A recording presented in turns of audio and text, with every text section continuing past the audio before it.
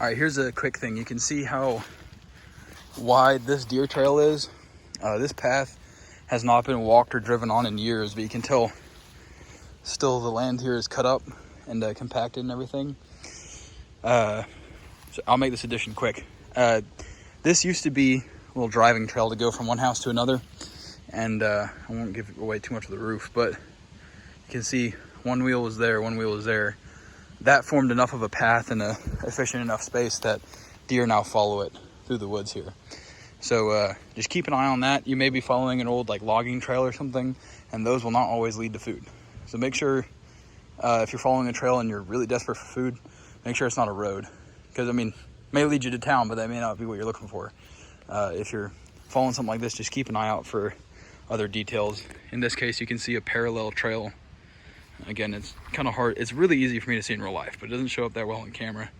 But if you follow around exactly spaced parallel all the way around, there's a second, much more grown up trail, which actually I'm gonna do a close up on that. You can see here when I'm walking down, very well compacted, very little vegetation in the trail.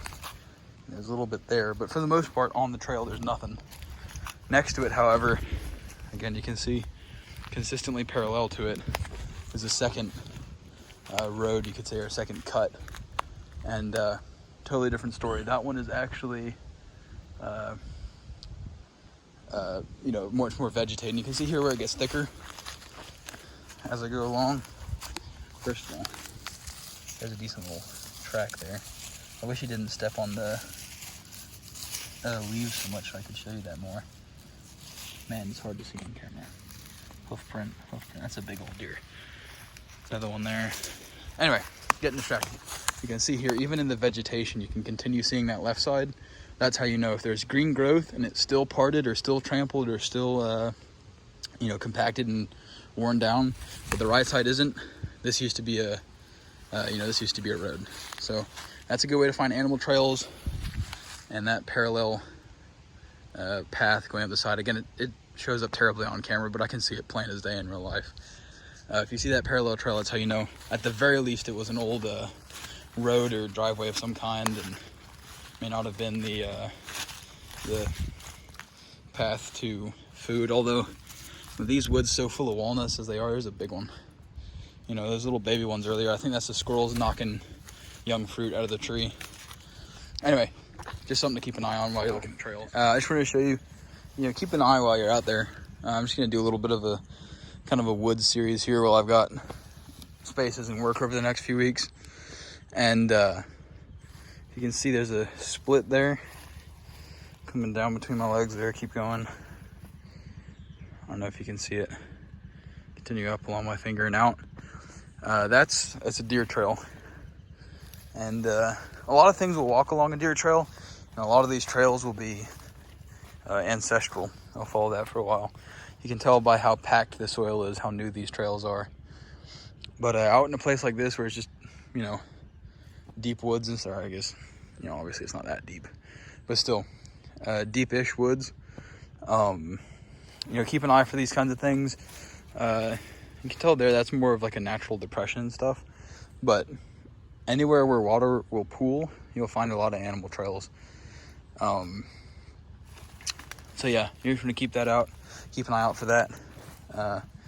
There's a really good view of it. I don't know how these things end up looking on camera until I've, just about to post them, but maybe that gives you a better view. And you can follow that to sources of food, sources of water. If you're hunting, obviously stick around it and you'll be able to take some deer. I just caution you, you don't want to shoot deer around resources too much, because that'll push them out of the area. Because if there's a given pool, bucks and things will fight for it. So if you take a buck near it, other bucks have already learned not to go too close to it. So it'll be a while before you can get more animals near them. Anyway, just a quick thing to look out for while you're out there. As I find these things, I'll try and post more videos.